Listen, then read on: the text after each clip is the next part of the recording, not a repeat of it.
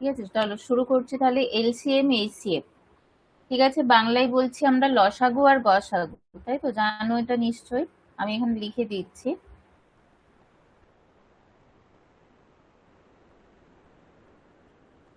দেখো, লসাগু আর গসাগু। গসাগু, লসাগুকে ইংলিশে আমরা বলছি এলসিএম, ঠিক আছে। গসাগুকে ইংলিশে আমরা বলছি এলসিএম, যেটা ফুল ফর্ম হচ্ছে least common multiple. Least common multiple, okay. আর গসাগু এটার ফুল ফর্ম হচ্ছে, এটা হচ্ছে এইচসিএফ, এটার ফুল ফর্ম হয়ে যাবে highest highest common factor. Highest common factor, okay. তো এবার দেখো, এই যে লসাগু আর গসাগু এটা কি তোমরা জানো অলরেডি, এবং তোমরা করতে পারবে, অনেক টাইপের প্রবলেমই তোমরা করতে পারবে। বাট এখানে যেটা আমি প্রথমেই বলবো, যে ধরো তোমাদের ইন্টারভিউতে তোমাদের বললো যে কিভাবে লসাগু আর গসাগু কিভাবে তোমরা বোঝাবে, ঠিক আছে। লসাগু আর গসাগু তোমাদের যদি করতে দেওয়া হয় তোমরা পেরে যাবে করতে, এবার বোঝাবে কিভাবে, সেই যে আইডিয়াটা সেইটা একটুখানি থাকতে হবে। যেমন ধরো আমি এখানে একটা সংখ্যা লিখছি, তিনটে সংখ্যা, ঠিক আছে, X Y Z. X Y Z, তো আমি ধরে নিলাম এই যে এক্স ওয়াই জেড, ঠিক আছে, এক্স ওয়াই জেড এদের লসাগু হয়ে যাচ্ছে লসাগু কিউ, ঠিক আছে। আবার এই তিনটে সংখ্যারই এক্স ওয়াই জেড এদের গসাগু হয়ে যাচ্ছে পি, গসাগু হয়ে যাচ্ছে পি, ঠিক আছে, এটা আমি ধরে নিলাম। তাহলে এই যে কিউ আর পি কে আমরা কিভাবে ডিফাইন করব, কিউ এবং পি কে আমরা কিভাবে ডিফাইন করব? দেখো, প্রথমে দেখো আমি তিনটে কথা এখানে বলবো। যেমন প্রথমেই আমি বলবো ফ্যাক্টর বা গুণিতক, ঠিক আছে। এখানে আমি তিন প্রকার তোমাদের তিনটে জিনিস এখানে আমি তোমাদের বোঝাবো। সেটা হচ্ছে, ফার্স্ট আমি যেটা বলবো ফ্যাক্টর, বাংলায় বলছে গুণিতক, ওকে। সেকেন্ড আমি বলবো এলসিএম, যেটাকে আমরা বাংলায় বলছি লসাগু, ঠিক আছে। এবং থার্ড যেটা আমি বলবো এইচসিএফ, যেটাকে আমরা বাংলায় বলছি গসাগু। ভালো করে শোনো। এবারে দেখো, আমি ধরো বললাম যে পি কোনো সংখ্যার, ঠিক আছে, ধরো এন একটা সংখ্যা, একটাই সংখ্যা, এন কি একটি সংখ্যা, একটি সংখ্যা, এবং বললাম যে এর ফ্যাক্টর হচ্ছে এফ। এফ হলো এর ফ্যাক্টর, বা এটাকে আমরা আর একটা ভাষায় বলতে পারি উৎপাদক। আমরা বলি না উৎপাদকের বিশ্লেষণ করা, উৎপাদক। একটি ফ্যাক্টর, এর ফ্যাক্টর হচ্ছে এফ, এন একটা সংখ্যা। তাহলে এই এফটাকে আমরা কিভাবে ডিফাইন করব? কিভাবে ডিফাইন করব দেখো, এন কে আমরা যদি এফ দ্বারা ভাগ করি, ঠিক আছে, কি বললাম, এন কে আমরা যদি এফ দ্বারা ভাগ করি, ভালো করে বোঝো, এন কে এফ দ্বারা যদি সম্পূর্ণরূপে সম্পূর্ণরূপে ভাগ করা যায়, মানে কি, সম্পূর্ণরূপে ভাগ করা যায় এর অর্থ কোনো ভাগশেষ থাকবে না, ঠিক আছে। সম্পূর্ণরূপে ভাগ করা যায়, ঠিক আছে, সম্পূর্ণরূপে ভাগ করা যায়। তো সেক্ষেত্রে এটা হয়ে যাবে কি, যে এখানে কোনো ভাগশেষ থাকবে না, ঠিক আছে। সম্পূর্ণরূপে ভাগ করা যায়, তাহলে হয়ে যাবে কি, এফ এফ এন এর ফ্যাক্টর, এফ এন এর ফ্যাক্টর। অ্যাজ এক্সাম্পল দেখো বলতে পারি, ধরো 12, ঠিক আছে, 12, 12 কে আমরা 12 এর ফ্যাক্টর হিসেবে আমরা কি কি বলতে পারি? ধরো 12 এর ফ্যাক্টর একটা কি হবে, 12 এর ফ্যাক্টর ভালো করে দেখো, 6 হবে, ঠিক আছে, 3 হবে, 4 হবে, 2 হবে, তাই না? এগুলো সব এর ফ্যাক্টর হবে। কারণ দেখো, সম্পূর্ণরূপে আমরা 12 কে 6, 3, 4, 2 এগুলো দ্বারা ভাগ করতে পারছি, ঠিক আছে। তাহলে এটা কি হবে, ফ্যাক্টর, এগুলো ফ্যাক্টর হবে। এবার লসাগুতে আসছি, লসাগুতে কিরকম জিনিস দেখো,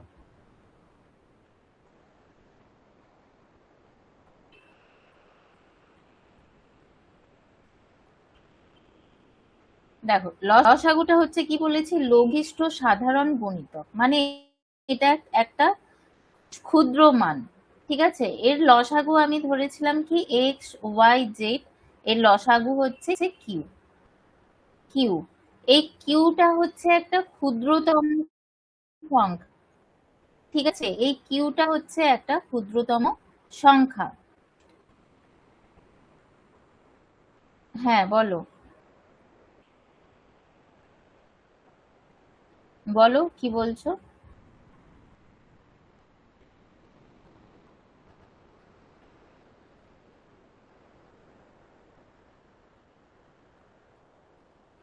দেখো কিউ হলো একটা ক্ষুদ্রতম সংখ্যা। ঠিক আছে, এটা এমন একটা সংখ্যা যেটা কি হবে, এক্স ওয়াই জেড এই সব সংখ্যা দ্বারা বিভাজ্য। ঠিক আছে, কি বললাম আমি তাহলে এখানে লিখে নিই, এটি এমন একটি সংখ্যা, এটি এমন একটি সংখ্যা যেটি যেটি এক্স ওয়াই জেড এই সব সংখ্যাগুলি দ্বারা বিভাজ্য। এই সব সংখ্যাগুলি দ্বারা বিভাজ্য। ঠিক আছে, দেখো বোঝা যাচ্ছে। এবার এটা কি বললাম আমি, ক্ষুদ্রতম সংখ্যা, তার মানে বৃহত্তম সংখ্যা কোনগুলো, অনেক হতে পারে, এক্স ওয়াই জেড এই সব সংখ্যাগুলি দ্বারা বিভাজ্য সবচেয়ে ক্ষুদ্রতম সংখ্যা কিউ। এক্স ওয়াই জেড দ্বারা বিভাজিত কিউ ছাড়া আর কি কি সংখ্যা হবে, টু কিউ, থ্রি কিউ, এইভাবে হবে। ঠিক আছে, কিন্তু সবচেয়ে ক্ষুদ্রতম কোনটা, কিউ। কিউ হলো সবচেয়ে ক্ষুদ্রতম লঘিষ্ঠ, মানে সবচেয়ে ক্ষুদ্র সংখ্যা যেটা এক্স ওয়াই জেড দ্বারা বিভাজ্য হবে। এবং এর বড় সংখ্যা অনেক আছে যেগুলো এক্স ওয়াই জেড দ্বারা বিভাজ্য হবে, বাট যেটা লঘিষ্ঠ সেটাই হবে লসাগু। ঠিক আছে, এবারে দেখো সেম ভাবে আমরা কি করবো, গসাগু। গসাগুটা কি, গসাগুটা একটুখানি ডিফারেন্ট। কিরকম, গসাগু মানে গরিষ্ঠ, মানে সর্ববৃহৎ একটি সংখ্যা আমাকে নির্ণয় করতে হবে, যেটা কিনা যেই সংখ্যাটা এক্স ওয়াই জেড বিভাজ্য হবে। ঠিক আছে, যেই সংখ্যাটি দ্বারা এক্স ওয়াই জেড বিভাজ্য হবে। এখানে কি বললাম, এক্স ওয়াই জেড এই সব সংখ্যাগুলি দ্বারা বিভাজ্য কে, কিউ। ঠিক আছে, কিউটা কি, মানে লসাগু যেটা হবে সেটা এক্স ওয়াই জেড এই সংখ্যাগুলো দ্বারা বিভাজ্য। ঠিক আছে, এই সব সংখ্যাগুলো দ্বারা বিভাজ্য, মানে কোনো দুটোর দ্বারা শুধু বিভাজ্য হবে হলে কিন্তু হবে না, তিনটে সংখ্যার লসাগু বার বার করতে দেবে, মানে তিনটে সংখ্যা দ্বারাই বিভাজ্য হতে হবে। ঠিক আছে, এবার গসাগু কি, গসাগুতে আমরা যেটা পাবো, যেটা হচ্ছে আমরা এখানে বৃহত্তম একটা সংখ্যা ফাইন্ড আউট করব। ঠিক আছে, বৃহত্তম সংখ্যা, দেখো ভালো করে দেখো, এখানে আমরা বৃহত্তম সংখ্যা ফাইন্ড আউট করব। তো সেই বৃহত্তম সংখ্যাটা কি, এটা এমন একটা সংখ্যা, আমি এখানে লিখে দিচ্ছি সুবিধা হবে তোমাদের, এটি এমন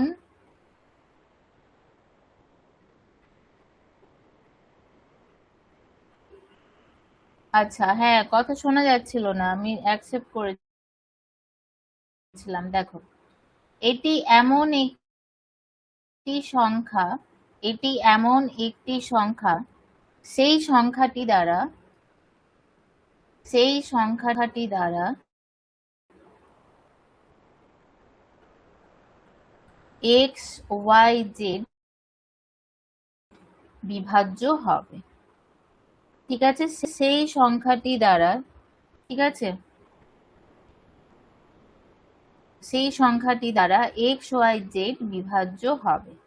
ঠিক আছে, তাহলে দেখো এবারে এক্সাম্পল দিই, যেমন ধরো 6 12, দেখো 6 আর 12 এই যে দুটো সংখ্যা, এদের গসাগু কি হবে, দেখো এদের গসাগু হবে কি 6, 6 হবে এদের গসাগু। ঠিক আছে, এদের যে গসাগু সেটা কি হবে 6, 6টা কি এদের মধ্যে বৃহত্তম সংখ্যা, সরি 6, 6 আর 12 এদের 3, ঠিক আছে, এই সব সংখ্যাগুলো দ্বারা বিভাজ্য হবে। 4 দেখো ভালো করে, এই সব সংখ্যাগুলো দ্বারা বিভাজ্য হবে।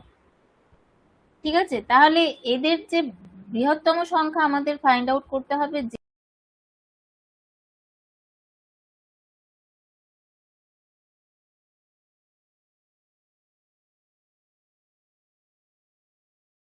ঠিক আছে, 9, 12। একটা এক্সাম্পল দিচ্ছি। ঠিক আছে, এদের যে গসাগু, ঠিক আছে, এদের যে গসাগু কি 3। দেখো 3 হচ্ছে সেই বৃহত্তম সংখ্যা যেটা দ্বারা বিভাজ্য হবে 9 আর 12। ঠিক আছে, 9 আর 12। তো এখানে কি হচ্ছে, 12 পরস্পর, 3 আর 4 পরস্পর কিন্তু মৌলিক। 3 আর 4 পরস্পর মৌলিক। ঠিক আছে, 3 আর 4 আর কি হবে, পরস্পর মৌলিক। ধরো 6 আর 12, আমরা যদি এখানে 6 আর 12 নিই, ঠিক আছে, 6 আর 12, তো এখান থেকেও আমরা যেটা পাবো তোমার 2, 4, ঠিক আছে, 1, 2, এগুলো কি হচ্ছে, এগুলো পরস্পর মৌলিক হচ্ছে। ঠিক আছে, দেখো আর একটা মেথড আমি দেখাবো লসাগু গসাগুর অঙ্কগুলো শুরু করার আগে। একটা গসাগু নির্ণয় করার পদ্ধতি আছে। ঠিক আছে, গসাগু নির্ণয় করার পদ্ধতি আছে, যেটা হচ্ছে বলি আমরা long division method. Long division method. দেখো, ধরো আমাদের দুটো সংখ্যা দিয়েছে 38, 77। 38, 77। ঠিক আছে, তো এইটার আমরা গসাগু কিভাবে নির্ণয় করব? দেখো 38 দিয়ে 77 কে ভাগ করব। ঠিক আছে, তাহলে এখানে পেয়ে যাব 76, এখানে পাচ্ছি 1। তো 1 দিয়ে আবার 38 কে ভাগ করব। ঠিক আছে, 38/38, তো এখানে 1 হবে এদের গসাগু। মানে এই এটা একমাত্র বৃহত্তম সংখ্যা যেটার দ্বারা কিনা, যেটার দ্বারা এই দুজন বিভাজ্য। ঠিক আছে, 1 হবে এদের গসাগু। 1 হবে এদের গসাগু। এবার ধরো 24 আর 36 দিয়েছে আমাদের। ঠিক আছে, 24 আর 36, তো কিভাবে করব? ভাগ পদ্ধতিতে যদি করি, 24 দ্বারা 36 কে ভাগ করব, তাহলে এখানে পাচ্ছি দেখো 2 আর 3। 24 কে ভাগ করব আবার 12 দুগুণে 24, তাহলে গসাগু কোনটা হবে? 12। ঠিক আছে, দেখো এইটা হচ্ছে সবচেয়ে বড় একটা সংখ্যা যেটার দ্বারা কি হচ্ছে 24 আর 36 ভাগ যাবে, সবচেয়ে বড়। ভালো করে মাথায় রাখো, দেখো কারণ কি 12 পরে কে আছে? 12 পরে আছে 6। এই 6 দ্বারাও কিন্তু, তার দ্বারাও 24 আর 36 বিভাজ্য যাবে। 3 দ্বারা বিভাজ্য যাবে, আবার 2 দ্বারাও বিভাজ্য যাবে। কিন্তু আমাদের কোনটা খুঁজতে হবে, যেটা সবচেয়ে বড়, সেটাই হচ্ছে গসাগু। ঠিক আছে, যেটা সবচেয়ে বড় সেটাই হয়ে যাবে আমাদের গসাগু। ঠিক আছে, যেমন এখানে তোমার, আচ্ছা আমি আরেকটা মেথড দেখিয়ে দিই, ফ্যাক্টরাইজেশন মেথড। আচ্ছা এই দিকটাতে দেখিয়ে দিই, factorisation method. Factorisation method, factor করে। ঠিক আছে, এই দুটো সংখ্যা নিয়েই করছি, 24 আর 36। দেখো 24 কে আমরা যদি ভাঙি, 2 ইন্টু 2 ইন্টু 2 ইন্টু 3। ঠিক আছে, 36 কে যদি ভাঙা হয়, দেখো 2 ইন্টু 2 ইন্টু,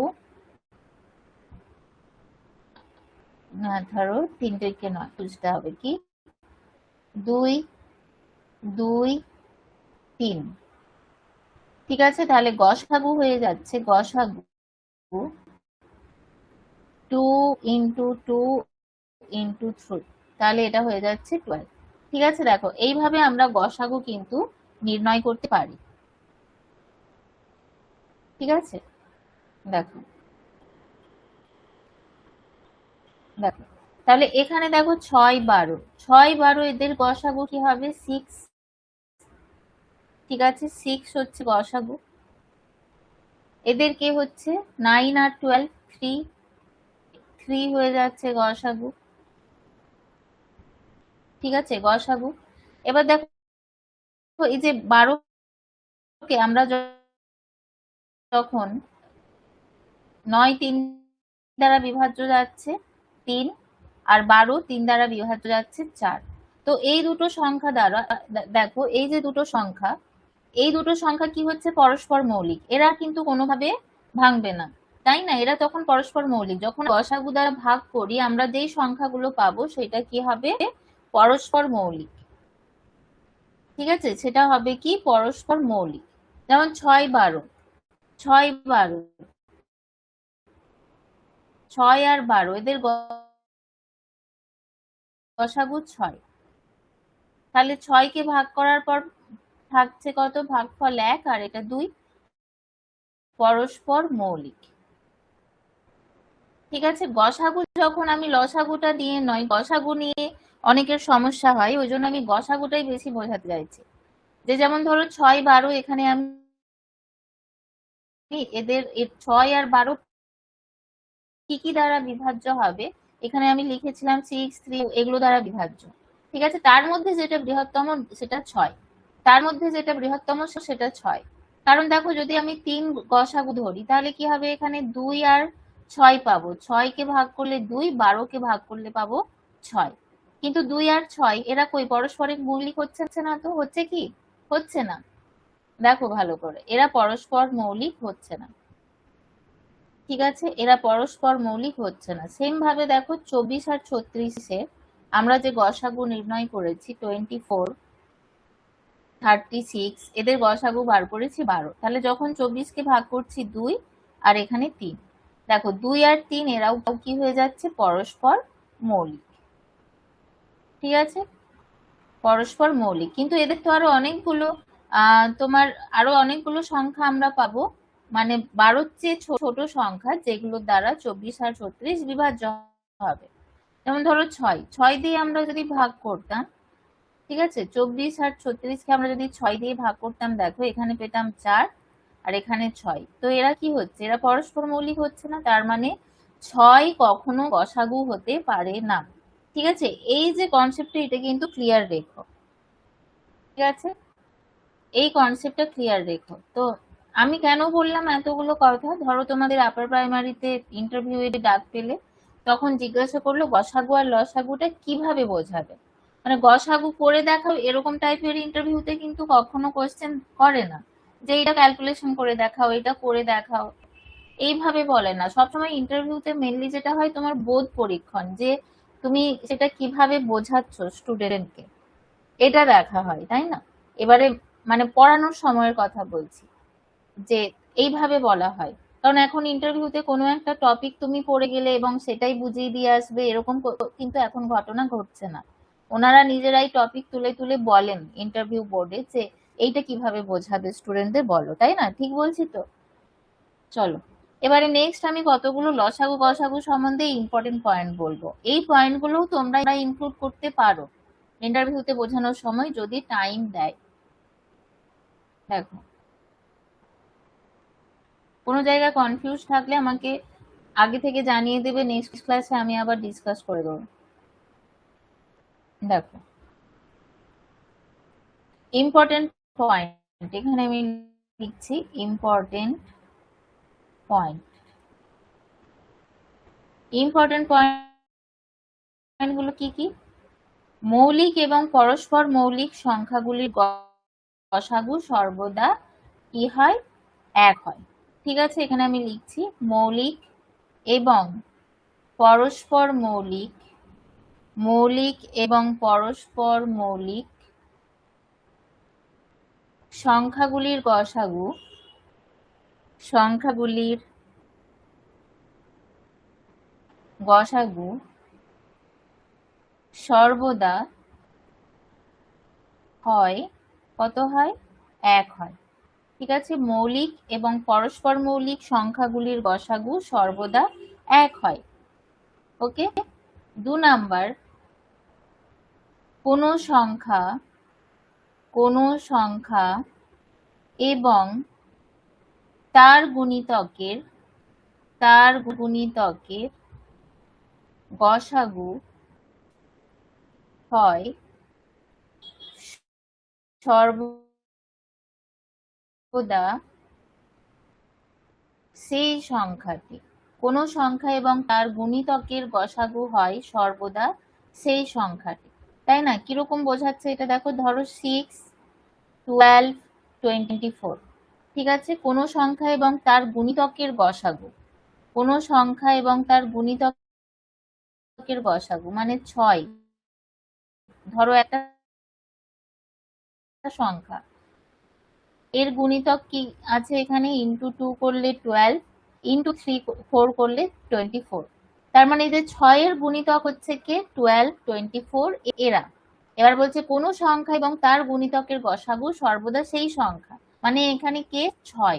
কেন? তার কারণ এটাই কি, এই যে 6 যেটা আমরা বললাম 6, 12, 24, এদের মধ্যে 6 হচ্ছে সেই বৃহত্তম সংখ্যা। ঠিক আছে, 6 সেই বৃহত্তম সংখ্যা যেটা দ্বারা 6, 12, 24 প্রত্যেকে বিভাজ্য হবে। 6, 12, 24 প্রত্যেকে বিভাজ্য হবে, এটা সেই বৃহত্তম সংখ্যা। কারণ আরো সংখ্যা আছে 2, 3। ঠিক আছে, এই সংখ্যাগুলো দ্বারা 6, 12, 24 বিভাজ্য হবে, কিন্তু এরা গসাগু নয়। ওকে, বোঝা গেল? এইভাবে তোমরা কিন্তু বোঝাতে পারো, তাতে আশা করি ইন্টারভিউ বোর্ডে যে সমস্ত শিক্ষক থাকবেন তারা মানে খুশিই হবেন। ওকে, দেখো তাহলে এখানে কি বললাম, আবার একবার রিপিট করেও বোঝাবে যে তার মানে এই পুরো আলোচনা থেকে কি দেখা যাচ্ছে, যে লসাগু এটা এমন একটি সংখ্যা যেটা কি হচ্ছে এক্স ওয়াই জেড এই সব সংখ্যাগুলি দ্বারা বিভাজ্য, আর গসাগুটা তার উল্টো। গসাগুটা এমন একটা বৃহত্তম সংখ্যা যেই সংখ্যাটি দ্বারা এক্স ওয়াই জেড বিভাজ্য হবে। ঠিক আছে, ক্লিয়ার? আর এরপরে আর আশা করি কোনো অসুবিধা থাকবে না। নেক্সট দেখো, ইম্পর্টেন্ট পয়েন্টে আমি এবার 3 নম্বর বলছি। 3 নম্বর, ঠিক আছে, ওই 2 নম্বর পয়েন্ট পর্যন্ত তোমরা কিন্তু বলতে পারো। এবার 3 নম্বর থেকে আমি কিছু সূত্র বলবো।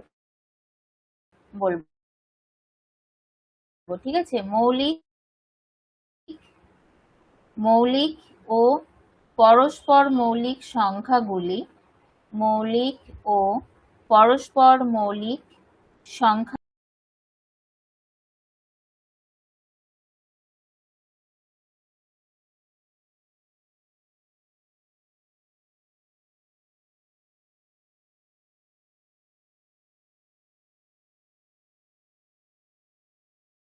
পরস্পর মৌলিক, লসাগু কি হবে 6, এদের লসাগু হবে 6। ঠিক আছে, বোঝা গেছে? নেক্সট 4 নম্বর,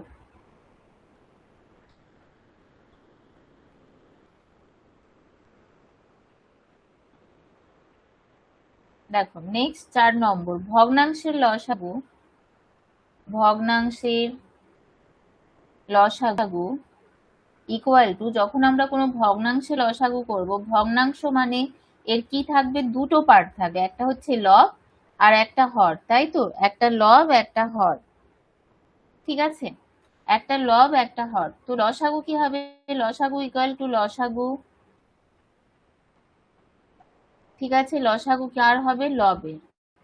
যখন আমরা লসাগু নির্ণয় করব তখন লবের লসাগু নেব এবং হরগুলির নেব গসাগু, হরগুলির গসাগু নেব। ঠিক আছে, এটা হচ্ছে নিয়ম। সেম ভাবে যখন আমরা ভগ্নাংশের গসাগু নেব, দেখো যখন আমরা ভগ্নাংশের গসাগু নেব তখন আমরা কি পাবো, লবগুলির গসাগু ডিভাইড বাই হরগুলির লসাগু। ঠিক আছে, কি বললাম, ভগ্নাংশের গসাগু ইকুয়াল টু হবে লবগুলির গসাগু ডিভাইড বাই হরগুলির লসাগু। ঠিক আছে, দেখো লাস্ট পয়েন্ট কি, যে কোনো দুটি সংখ্যার সংখ্যার জন্য সংখ্যা দুটির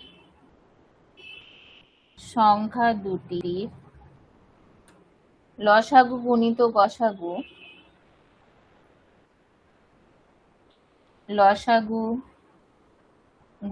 গসাগু ইকুয়াল টু সংখ্যা দুটির গুণফল। ঠিক আছে, যে কোনো দুটি সংখ্যার জন্য সংখ্যা দুটির লসাগু ইন্টু গসাগু কি হবে? সংখ্যা দুটির গুণফল। ঠিক আছে, বোঝা যাচ্ছে? ক্লিয়ার? দেখো ক্লিয়ার তো? তাহলে চলো এবারে অঙ্ক শুরু করি। ঠিক আছে, এবার অঙ্ক শুরু করব। চলো দেখো, ফার্স্ট কোয়েশ্চেন বলছে 0.04, 0.8, 0.016 এর গসাগু ও লসাগু নির্ণয়।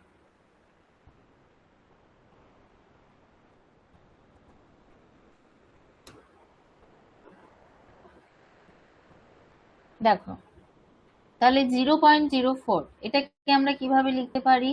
4/100 ইকুয়াল টু কি হবে? 1/25।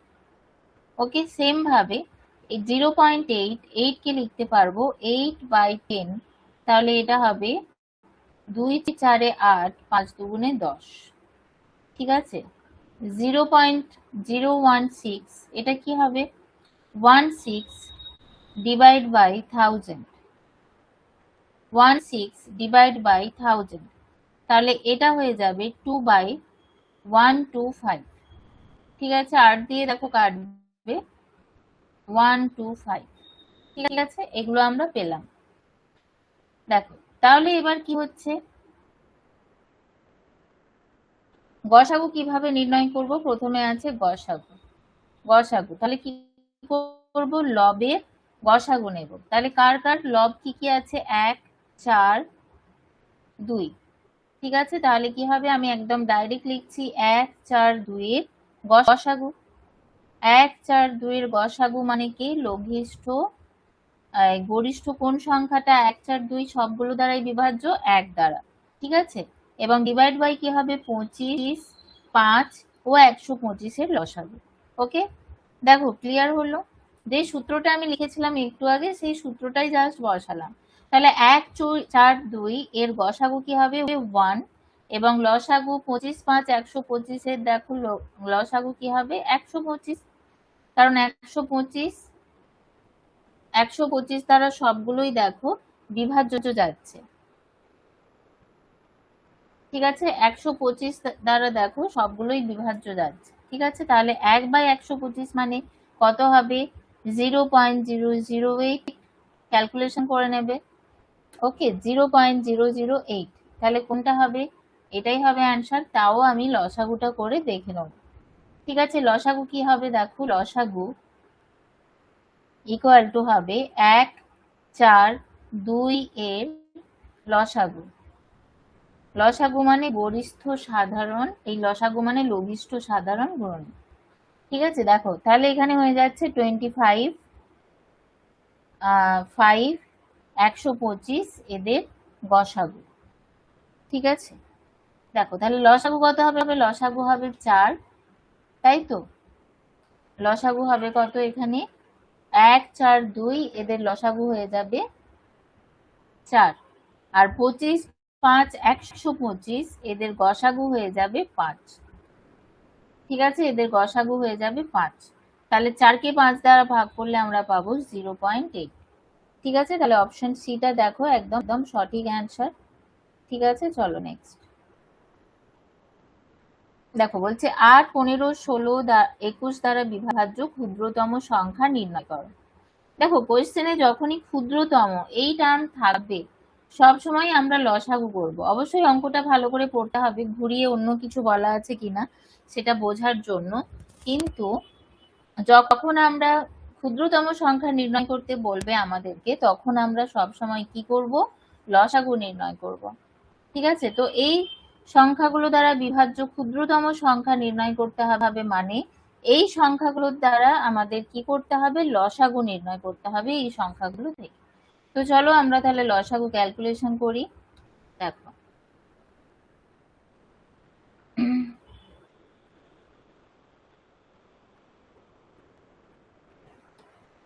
দেখো কি বলছে, 8, 15, 16, 21, তাহলে কি কি দ্বারা ভাগ যাবে, 2, 4, 8, ঠিক আছে, 15, 8, 21, ঠিক আছে, এরপর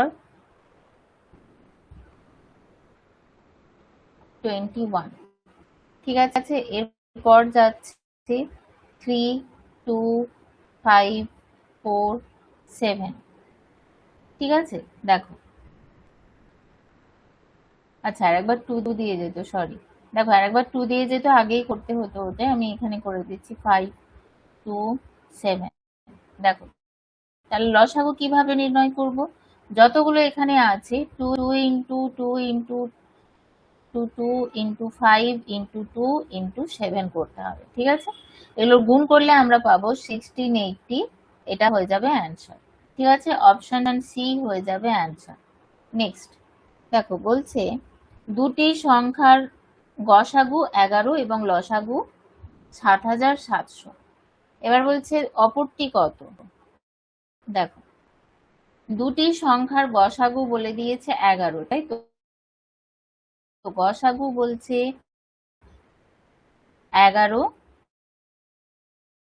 এবং তার সাথে লসাগু বলে দেওয়া আছে 7700, ঠিক আছে। তাহলে অপরটি কত, দেখো আমরা কি দেখলাম যে একটু আগে একটা সূত্র দেখেছি কি, লসাগু গুণিত গসাগু ইকুয়াল টু সংখ্যা দুটির গুণফল, তাই না, ইকুয়াল টু সংখ্যা দুটির গুণফল।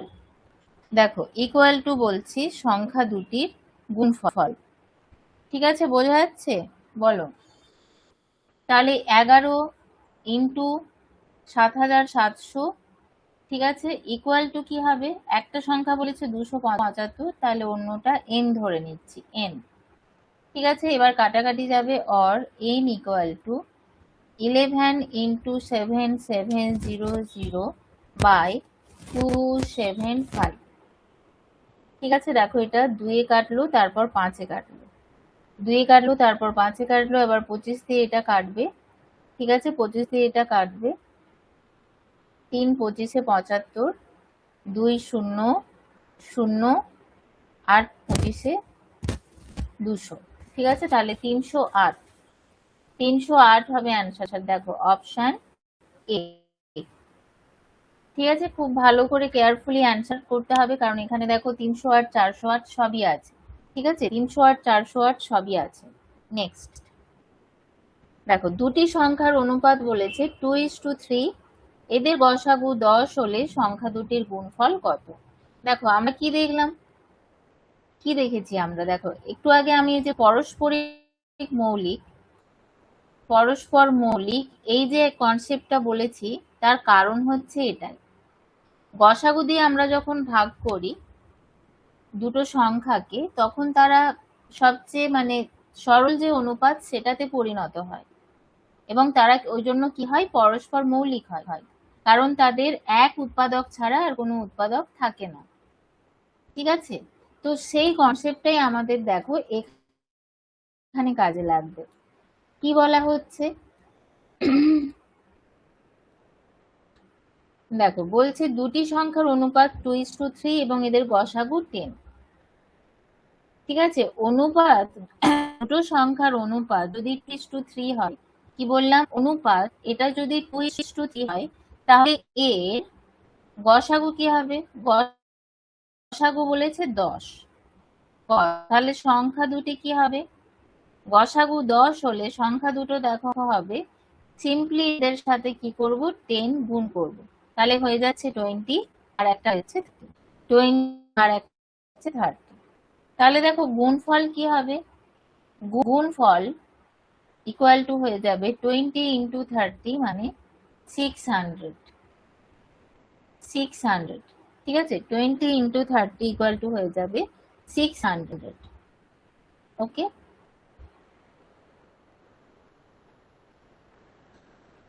আচ্ছা, এখানে কি কোয়েশ্চেনটা আনসার, হ্যাঁ গুণফল চেয়েছিল, ঠিক আছে। চলো নেক্সট কোয়েশ্চেন বলছে দুটি সংখ্যার অনুপাত 3:4, সংখ্যা দুটির লসাগু 240, সংখ্যা দুটির যোগফল নির্ণয় করো। দেখো এখানে সংখ্যার অনুপাত দিয়েছে 3:4, 3:4 দিয়েছে এদের সংখ্যার অনুপাত, ওকে।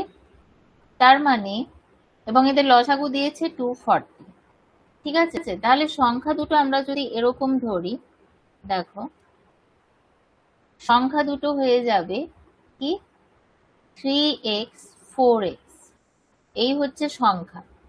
এবার এদের তাহলে আমরা যদি গসাগু নির্ণয় করি, দেখো আমরা এইভাবে পাবো না, x দিয়ে ধরো ভাগ করলাম 3 4, তাহলে লসাগু এদের কি হবে 3x 4x, এদের লসাগু, ঠিক আছে। এদের লসাগু হয়ে যাবে 3x 4x, সরি 3x 3 4, ঠিক আছে। এদের গুণ তাহলে হয়ে যাবে 12x। খুব ভালো করে দেখো, সংখ্যা দুটো 3x এবং 4x ধরে অনেকে কি করে লসাগুটাকে 3x ইন্টু 4x মানে 12x² করে দেয়, তখন কোনোভাবেই আর অঙ্ক মেলানো পসিবল হয় না। কেন দুটো গুণ করবে? দুটো গুণ করলে আমরা লসাগু পাই কখনো? দুটো সংখ্যা গুণ করলে কখনো আমরা কিন্তু লসাগু পাই না। লসাগু যেভাবে আমরা নির্ণয় করি, যেমন এক্স আমরা দেখতেই পাচ্ছি এদের সাধারণ উৎপাদক, তো এক্স দিয়ে ভাগ করলাম 3 4 এবং এই তিনটে কি করলাম গুণ করলাম, দিলে 12x পেলাম। এবার এই যে লসাগু দেওয়া আছে 240 মানে 12x ইকুয়াল টু 240, তাহলে x ইকুয়াল টু হয়ে যাবে 2 আর 0, ঠিক আছে। দেখো x ইকুয়াল টু হয়ে যাবে 2 আর 0, ঠিক আছে। তাহলে 20 আমরা পেলাম। তাহলে সংখ্যা দুটো কি কি হবে? এখানে আমাদের ক্যালকুলেশন করতে বলেছে সংখ্যা দুটির যোগফল, তাহলে সংখ্যা দুটি আমাদের বার করতে হবে। দেখো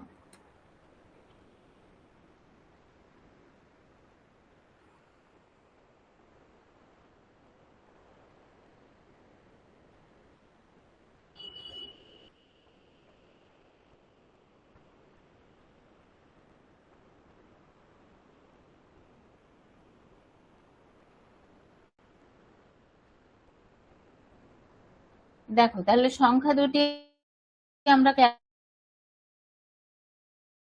ক্যালকুলেশন করে নিই। কি সংখ্যা দুটি 4 ইন্টু 20 মানে 80। তাহলে দেখো এখানে আমাদের যেটা ক্যালকুলেশন করতে বলেছিল যোগফল কত, যোগফল আমরা মানে 140। তো চলো দেখো অ্যান্সার আছে কিনা দেখা যাক। যোগফল 140, দেখো একদম ঠিক আছে। নেক্সট কোয়েশ্চেন 5 নম্বর কোয়েশ্চেন হলো, এবার আসছি নেক্সট কোয়েশ্চেনে। কি বলছে দুটি সংখ্যার লসাগু 495, দুটি সংখ্যার লসাগু 495, তাদের গসাগু দেখো কি বলছে, তাদের গসাগু 5। যদি সংখ্যা দুটির যোগফল 100 হয় তাহলে সংখ্যাগুলি কি? ঠিক আছে, দেখো খুব ভালো করে দেখো, লসাগু বলেছে 495 এবং গসাগু বলেছে 5, ঠিক আছে 5। দেখো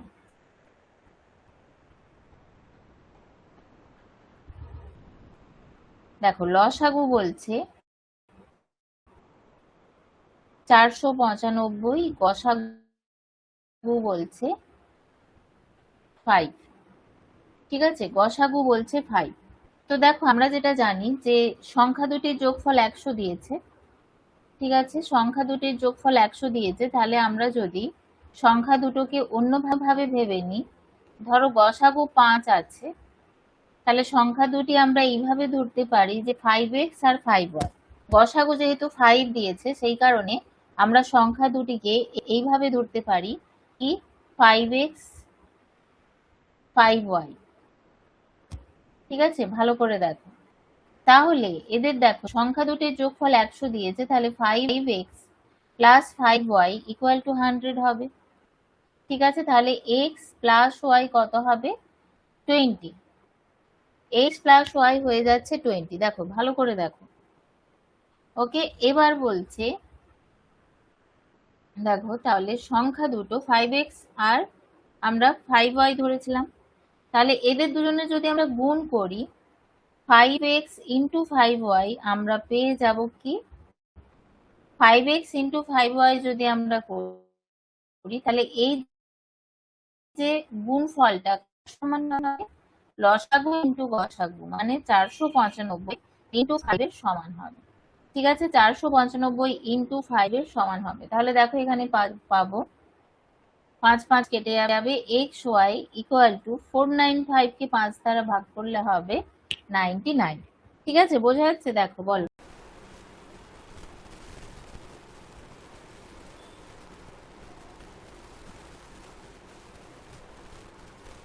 দেখো এখানে তাহলে কি হলো, এক্স ওয়াই ইকুয়াল টু 99 আমরা পেলাম।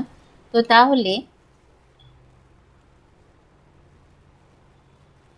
দেখো 11 প্লাস 9 করলে আমরা 20 পাচ্ছি, আবার 11 ইন্টু 9 করলে আমরা কি পাচ্ছি 99। তাহলে দেখো এই দুটোই কিন্তু স্যাটিসফাই করছে, এই দুটোই স্যাটিসফাই করছে।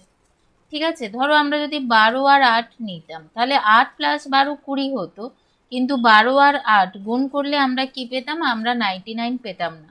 তাহলে এটা 11 আর 9 ধরে আমরা যদি করি তাহলে দেখো 5 ইন্টু 11 তার সাথে 9 ইন্টু 11 করলে আমরা পাবো 55, আর একটা পেয়ে যাব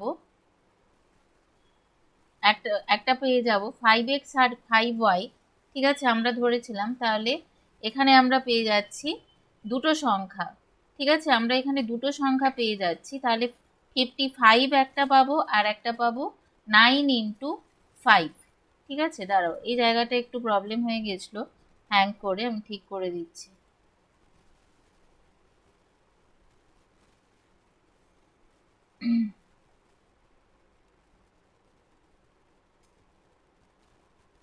দেখো তাহলে 9 আর 11, তাহলে 9 ইন্টু 5 আর একটা 11 ইন্টু 9, তাহলে পেয়ে যাচ্ছি 45 আর 55।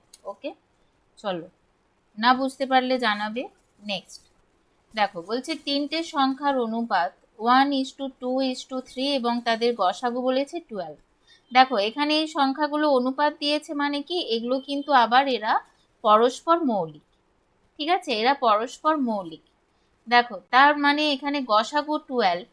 ঠিক আছে, গসাগু 12, তাহলে সংখ্যাগুলো কি হবে 1 ইন্টু 12 মানে একটা সংখ্যা 2, 2 ইন্টু 12 একটা সংখ্যা 12, 3 ইন্টু 12 একটা সংখ্যা কত হয়ে যাবে 36। ঠিক আছে, তাহলে কোনটা অ্যান্সার হচ্ছে আমাদের অপশান সি।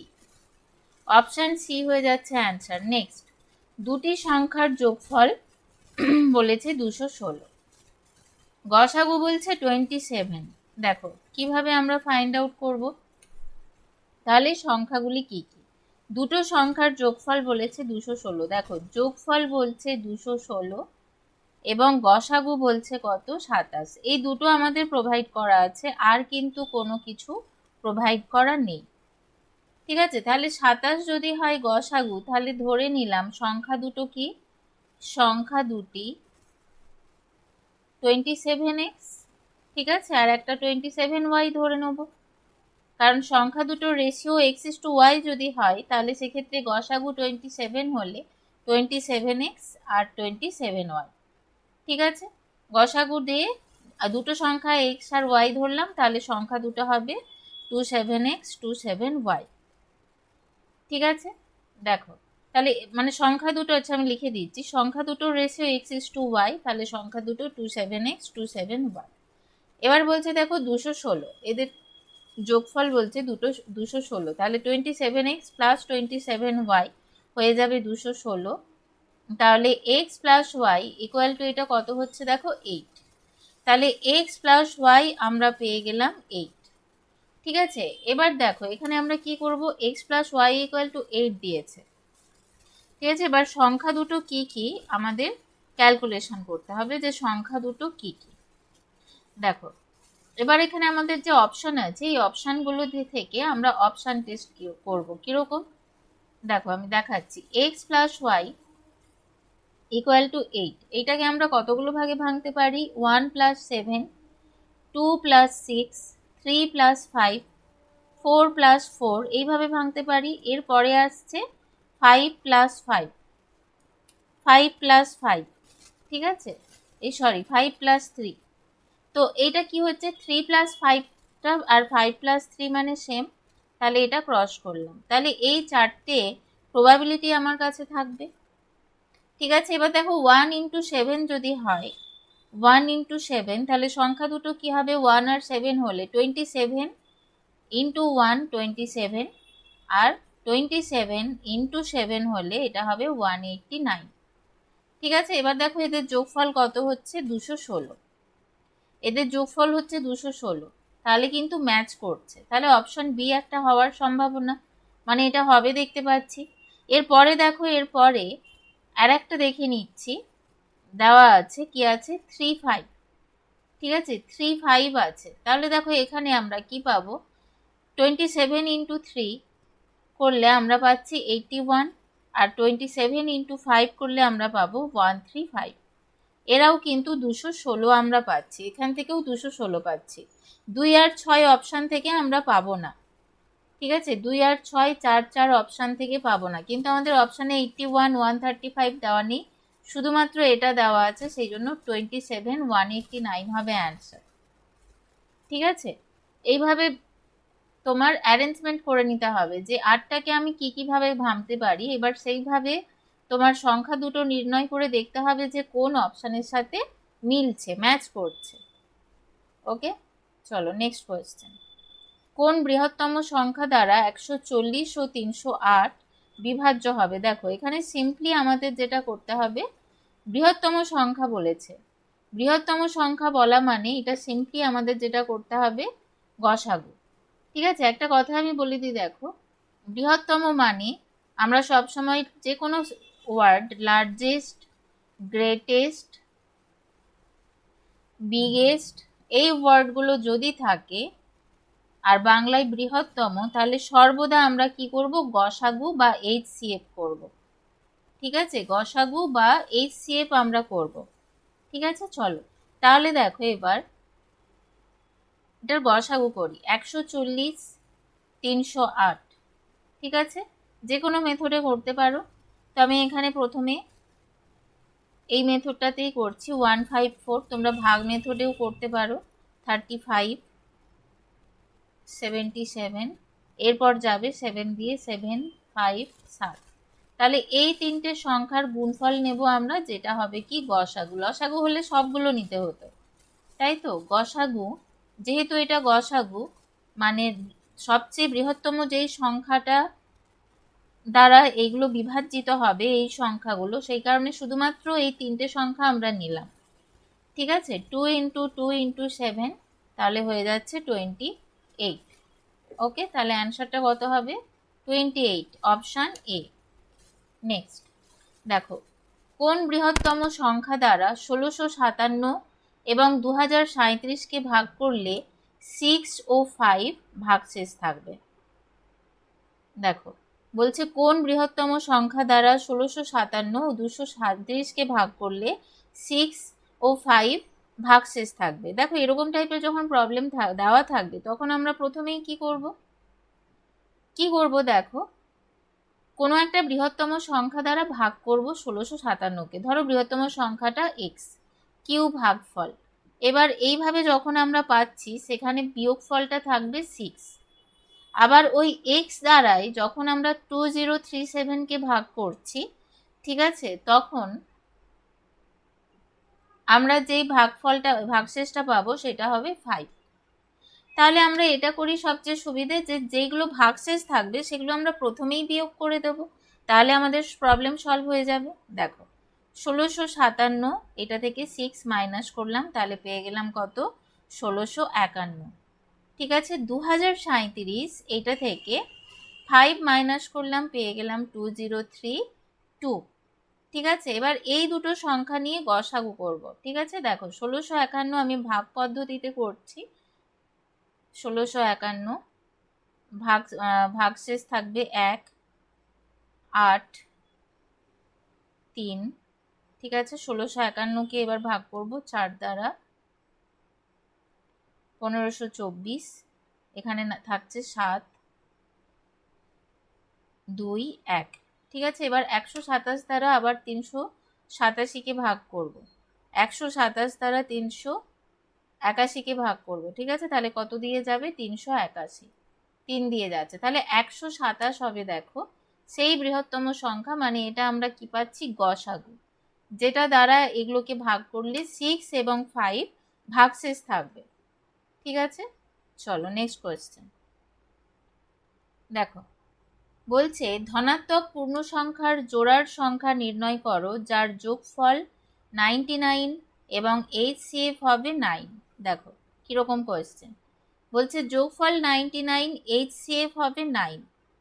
এবার এখানে গসাগু বলে দিয়েছে 9, HCF মানে গসাগু বলে দিয়েছে 9। তাহলে সংখ্যা দুটোর অনুপাত যদি x:y হয়, তাহলে সংখ্যা দুটি আমি দেখো ধরে নিতে পারি 9x 9y, তাই তো ধরতে পারি। দেখো ভালো করে 9x 9y আমরা কিন্তু ধরতে পারি। ঠিক আছে, এবার তাহলে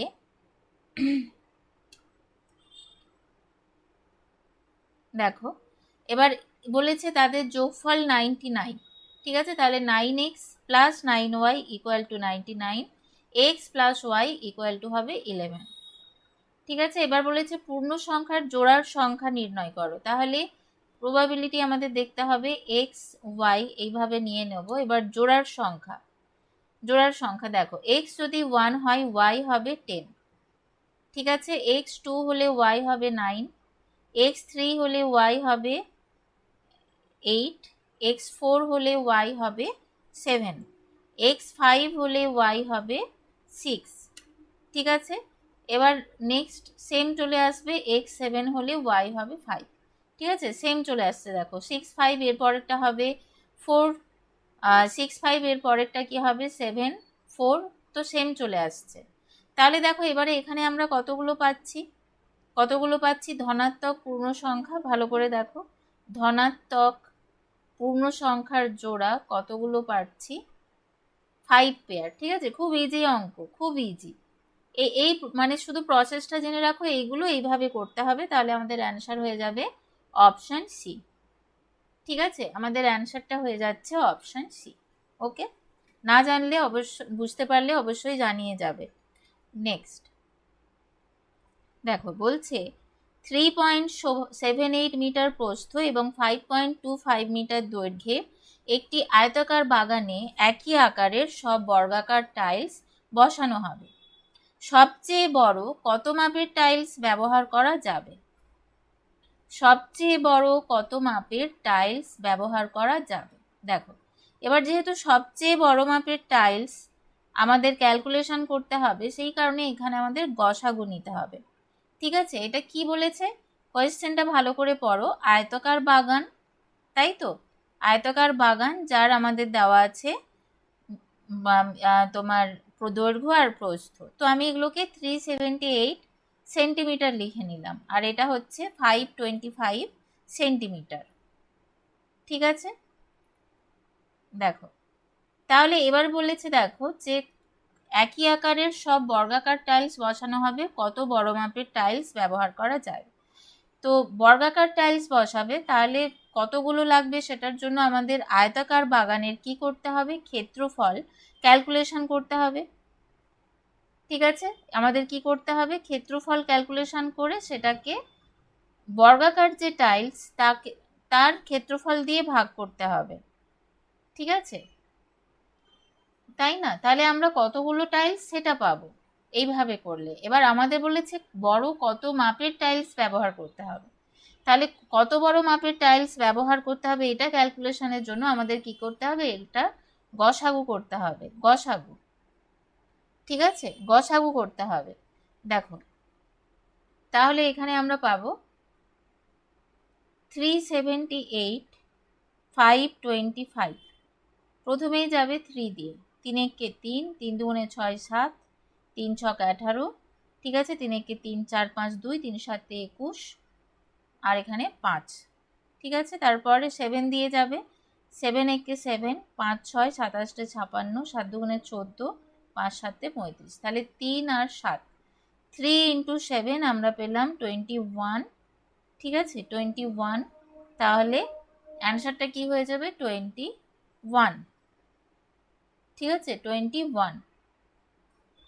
ওকে, বলেছে বড় কত মাপের টাইলস ব্যবহার করা যাবে, তাহলে আমরা কি করলাম, এখানে এটার গসাগু নিলাম। ওকে, বোঝা গেছে। চলো নেক্সট, বলছে কোন বৃহত্তম সংখ্যা দিয়ে 43, 91 এবং 183কে ভাগ করলে প্রতি ক্ষেত্রে একই ভাগশেষ থাকবে। ঠিক আছে, এখানে আমরা একটা সাবট্রাকশন রুল ফলো করব। সাবট্রাকশন রুল ফলো করব কিরকম, 91 থেকে 43 মাইনাস করব, পেয়ে যাব 48। ঠিক আছে, 183 এটা থেকে 91 মাইনাস করব, পেয়ে গেলাম 92। ওকে, আবার 183 থেকে 43 মাইনাস করলাম, পেয়ে গেলাম 140। এবার কি করব, এগুলোর গসাগু নেব, এই সংখ্যাগুলোর গসাগু নেব। এখানে আমরা কি অ্যাপ্লাই করলাম, subtraction rule. Subtraction rule apply করলাম। ওকে, এবারে এই যে তিনটে সংখ্যা, এইগুলোর আমরা কি করব, গসাগু নেব। দেখো এগুলোর গসাগু নেব। ঠিক আছে, চলো তাহলে 48, 92, 140। ঠিক আছে,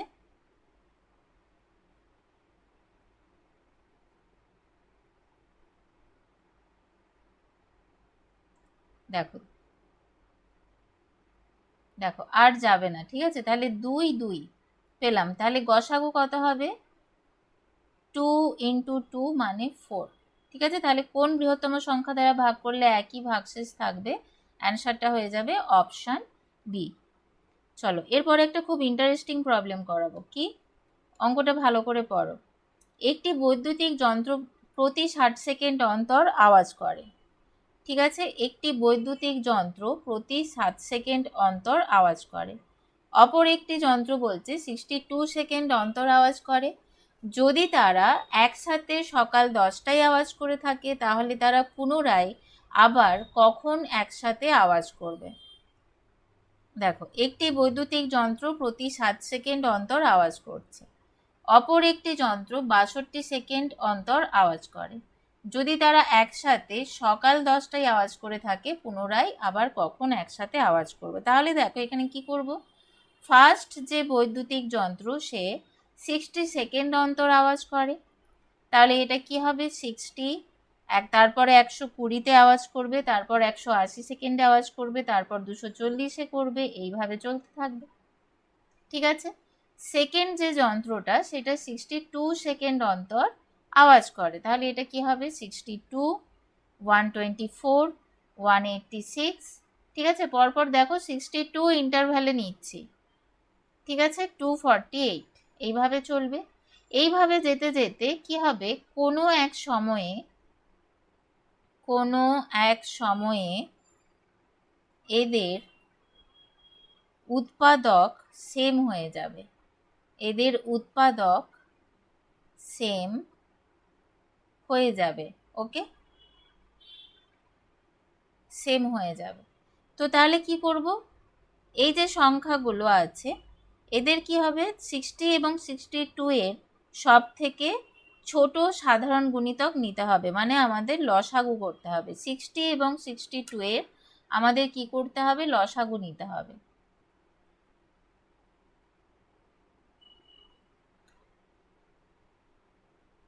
দেখো তাহলে আমি কি, এখানে আমি স্টার দিয়ে লিখে দিচ্ছি, 60 এবং 62 এর সব থেকে ছোট সাধারণ গুণিতক নিতে হবে। ওকে, ক্লিয়ার। দেখো তো তাহলে কি হবে, এবার আমরা লসাগু করব। ছোট সাধারণ গুণিতক মানে কি, লসাগু। তাহলে লসাগু করলে পাবো 2, 30 দিয়ে যাবে 31, তাহলে লসাগু হয়ে যাচ্ছে কত, 2 × 30 × 61। দেখো তাহলে এখানে ক্যালকুলেশন করলে আসছে 1860 সেকেন্ড। এবার এখান থেকে আমরা এটাকে কি করব, মিনিটে কনভার্ট করব। মিনিটে কনভার্ট করলে 300 318 নামছে, 601, 38 মিনিট। দেখো 38 মিনিট বেরোলো। তাহলে এই যে কোয়েশ্চেনটা বলেছে যে তারা পুনরায় আবার কখন একসাথে বাজবে, যদি 10টায় বেজে থাকে তাহলে 10 প্লাস 31 মিনিট, ঠিক আছে, 10 প্লাস 31 মিনিট মানে 10টা 31-এ করবে, মানে 31 মিনিট পর এখানে অ্যান্সারটা হবে অপশন সি। ঠিক আছে, এখানে টাইমটা দেওয়া নেই, কত মিনিট পর হবে সেই অপশন দেওয়া আছে, তাহলে অ্যান্সারটা হয়ে যাবে 10:31 মিনিটে আবার বাজবে, অ্যান্সারটা হবে 31 মিনিট পরে পুনরায় আবার একসাথে বাজবে। ওকে, তাহলে আজকে এই পর্যন্তই রাখছি। Thank you.